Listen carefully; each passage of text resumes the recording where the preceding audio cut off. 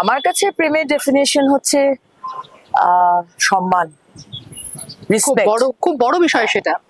সম্মান, স্যাক্রিফাইস এবং অ্যাডজাস্টমেন্ট। এই তিনটে জিনিসই কি এখনকার দিনের ছেলে মেয়েদেরকে দেখলে তোমার মনে হয় যে নেই? কোথাও গিয়ে সম্মান এবং যে কথাগুলো তুমি বললে যে অ্যাডজাস্টমেন্ট, তার জন্যই এত সম্পর্ক ভাঙছে। কিছুটা তো আছে, সেটা তো চেঞ্জ হয়েইছে।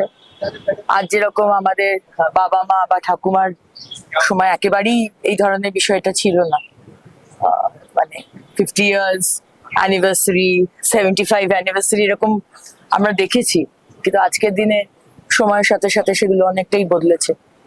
মানুষের ধৈর্য শক্তিও যেরকম কমেছে, সেরকম আবার আমি উল্টো দিক থেকে যদি দেখি যে সেই সময় তো দাঁতে দাঁত চিপে হয়তো অনেক রিলেশনশিপকে, মহিলাদের স্পেশালি, থাকতে হয়েছে, উপায় ছিল না।